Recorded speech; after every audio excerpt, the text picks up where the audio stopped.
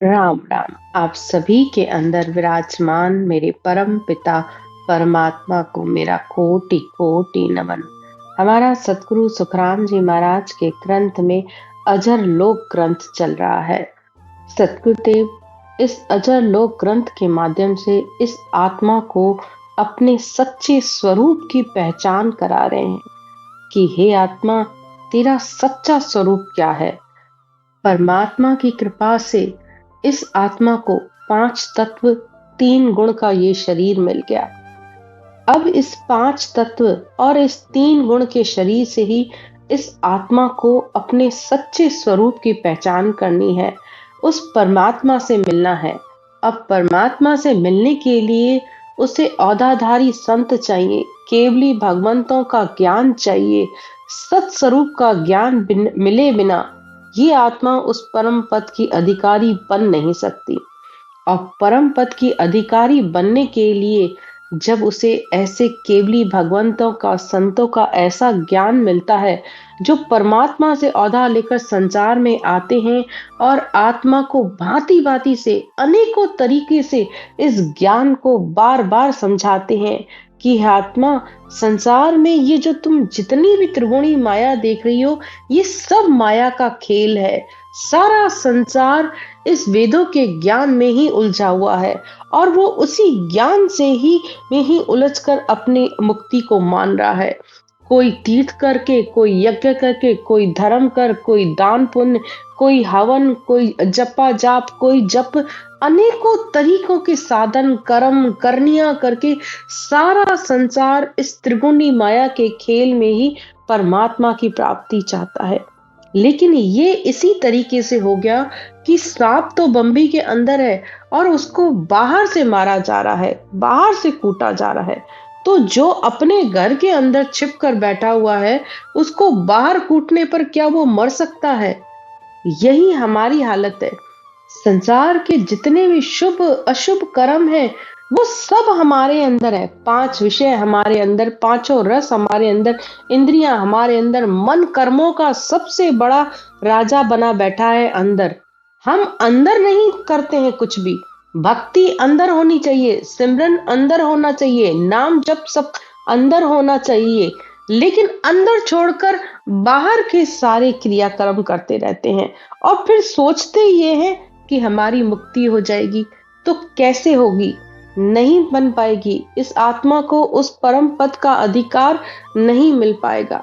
परम पद के लिए परम ज्ञान ही चाहिए होता है और आत्मा को जब तक ऐसा परम ज्ञान नहीं मिलता है, ऐसे केवली भगवंत संत नहीं मिलते हैं, तब तक इस आत्मा का उद्धार नहीं होता है। आज इसी बात के कई उदाहरण देकर सतगुरुदेव बता रहे हैं कि तत् इस तू आगे फूस के ता, जल आगे क्या आग, यूं नाम आगे कर्म हमारा, जाए इस विद भाग। स्तु यानी आग के सामने कितना ही कचरा हो, चाहे अच्छी चीज हो, चाहे बुरी चीज हो या कोई भी कचरा हो, आग किसी को नहीं छोड़ती है, उसे जलाकर खाक कर देती है। कुछ भी नहीं बचता है आग में। इसी तरह कितनी भी आग लगी हो, लेकिन वो पानी के आगे नहीं ठहर सकती। इसी तरह हमारे जो कर्म है, हमारे जो भरम है, हमारे मन की जो संकल्प विकल्प है, वो सब इस नाम के आगे भाग जाते हैं। कुछ भी नहीं अंदर बचता है। इस नाम में इतनी ताकत है।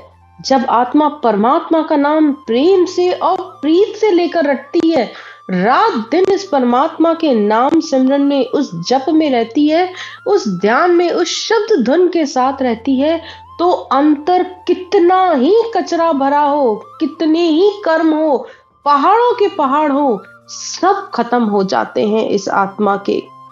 तब आत्मा उस परम पद की अधिकारी बन जाती है। तब आत्मा का राज उस परमात्मा के देश में हो जाता है। पूर्ण अधिकार मिल जाता है इस आत्मा को उस परमात्मा में के देश में रहने के लिए। फिर आगे सतगुरुदेव कहते हैं ध्यान बंद को चैन दिखावे, भूठा में स्वभावल आवे। बिरखा सुख कहो क्या होई, सीखत ज्ञान सब कुछ होई।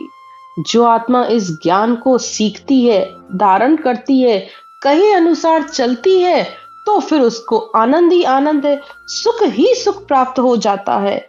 क्योंकि जो भी आत्माएं ज्ञान, ध्यान, सुमरन कर रही हैं, तो वो इस सुख को इसी तरह कहती हैं कि बारिश भले नहीं हुई है, लेकिन जो उसकी ठंडी ठंडी हवा आ रही है, वो भी आनंद दे रही है।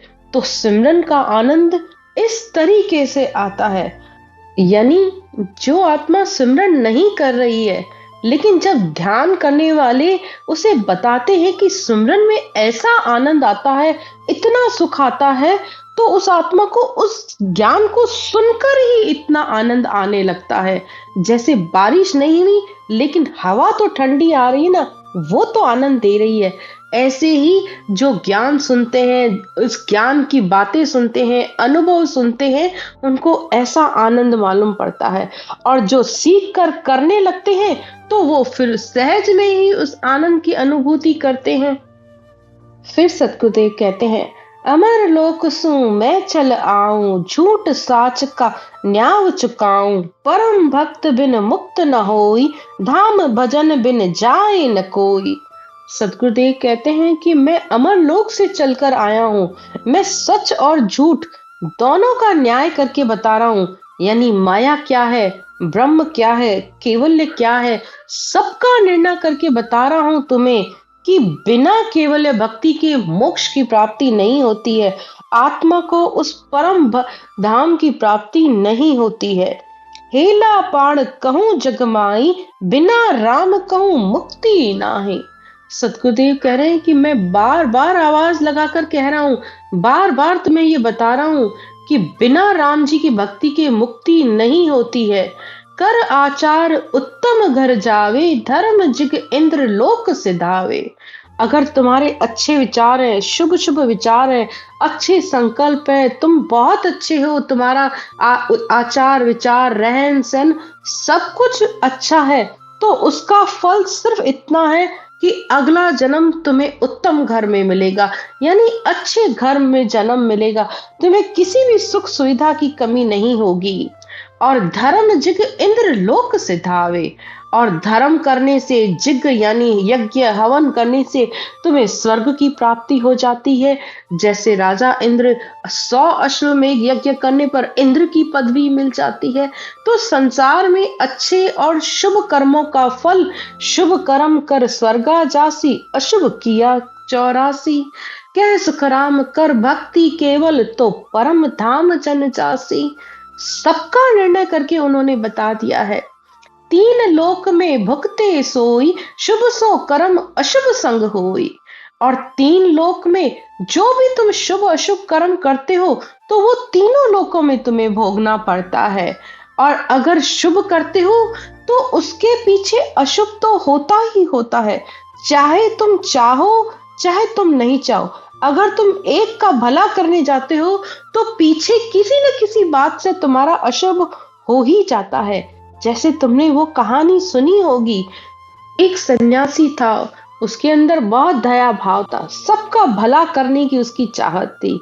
तो एक बहुत ही गरीब औरत अपने सिर पर आटा रख के जा रही थी, तो बहुत तेज हवा चल रही थी। उस हवा के तेज से वो उसका आटा उड़ता हुआ जा रहा था। तो उसे उस पर दया आई, उसे लगा कि ये घर जाएगी और इसे अपनी सास से डांट पड़ेगी, तो वो आटा कम होगा तो जरूर इसकी डांट पड़ेगी। तो उसने क्या किया, उस हवा के रुख को रोक दिया कि ताकि उसका वो आटा ना उड़े। अब उसने किया तो उसके लिए शुभ, अच्छा समझ के किया, लेकिन हवा का वेग रुकने से समुद्र में जो हवा चलती है, जिसके सहारे जहाज चलते हैं, वो जहाज चल नहीं पाए और डूब गए। तो हुआ क्या, उस जहाज में जो भी 100-200 लोग थे, वो डूब कर मर गए। अब शुभ के पीछे अशुभ हो ही गया।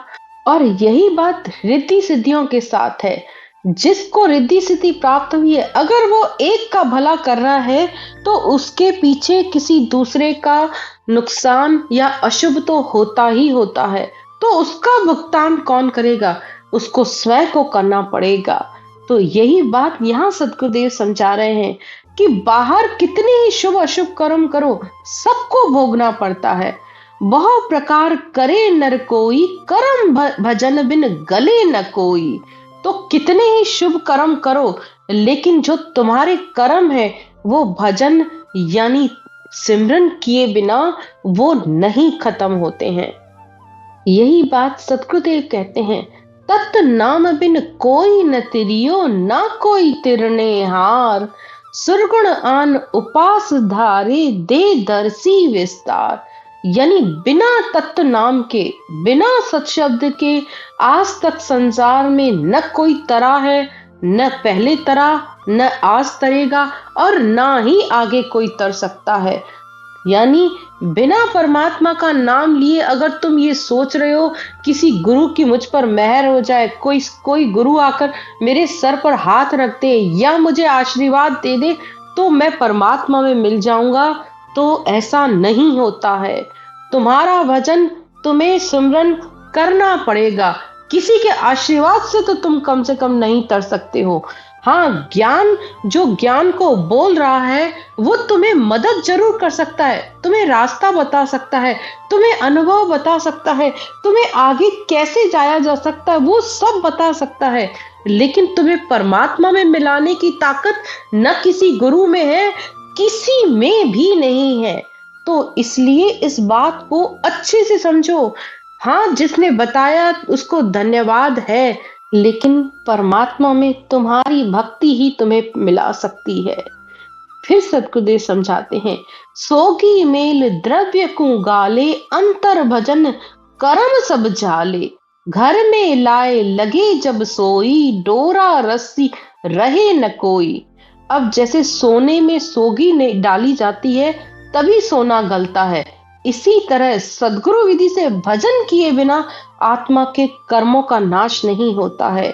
सद्गुरुदेव फिर उदाहरण देकर समझाते हैं कि जब घर में आग लगती है तो जिस तरह घर का सारा सामान जल जाता है, लेकिन वही आग अगर घर के बाहर कहीं दूर लगती है तो क्या उस आग की आंच तुम्हारे घर तक आती है? तो यही काम तुम भी करते हो।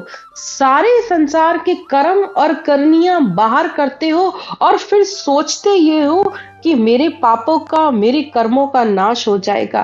तो ऐसा नहीं होता है। फिर कहते हैं, बन को देत कोई जाए, घर को ताव न पहुंचे आए। बाहर क्रिया कर्म न दूजे, हाथा किलो मोर्चा जूझे। वन में, जंगल में आग लगने से तुम्हारे घर का कुछ नहीं बिगड़ता है। जंगल भले पूरा जल जाए लेकिन तुम्हारे घर पर एक आंच भी नहीं आती है। इसी तरह बाहर के क्रियाकर्म करने से तुम्हारे कर्म नष्ट नहीं होते हैं। और फिर दृष्टांत देकर बताते हैं कि जैसे राजा जब तक युद्ध के मैदान में नहीं जाएगा तो क्या वो उस किले पर कब्जा कर सकता है? क्या किसी किले पर उसका अधिकार हो सकता है कि वो अपने महल में ही सोचे कि मैं यहाँ मन में लड़ाई लड़ लूं और मैं किला जीत जाऊं? तो क्या ऐसा होता है क्या? नहीं होता है। इसी तरह जब तक तुम अपने इस श्वास प्रश्वास में बैठकर सुमरन नहीं करोगे तब तक ये तुम्हारा मन तुम्हें टिकने नहीं देगा। तब तक ये मन कर्मों का राजा है और ये कर्म जब तक खत्म नहीं होते हैं तब तक आत्मा परमात्मा में नहीं मिल पाती है। जब लग माए दसे नहीं कोई, तब लग बात सही नहीं कोई। फिर सद्गुरुदेव कह रहे हैं कि जब तक किले में प्रवेश नहीं किया, यानी मैदान में लड़ाई भी लड़ी, शूरवीरता से लड़ी, ऐसे ही लड़ाई लड़के तुमने किले में प्रवेश किया, उस किले को कब्जे पर यानी अपना अधिकार कर लिया, तब वो तुम्हारा होता है। ऐसे ही जब तक तुम इस श्वास प्रश्वास में रटना नहीं करोगे, वो सत्शब्द नहीं आएगा, तो तुमने कैसे किला जीता? किस आधार पर तुम सिमरन कर रहे हो? किसका ध्यान कर रहे हो? अपने मन और विचारों से ही समझ रहे हो कि मैं परमात्मा में मिल जाऊंगा। तो ऐसे परम पद थोड़ी मिलता है, ऐसे आत्मा परमात्मा में नहीं मिलती है। मन कर्मा को राजा कहावे, बाहर भटकत हाथ नहीं आवे। ये मन कर्मों का राजा है और उसकी प्रजा तुम्हारी इंद्रियां हैं। न तो तुम्हारा मन कंट्रोल हुआ, न तुम्हारी इच्छा हुई, न इंद्रियां तुम्हारे कहने पे है। जो आया मन में खा लेते हो, जो मन में आया कर लेते हो, जो मन में आया।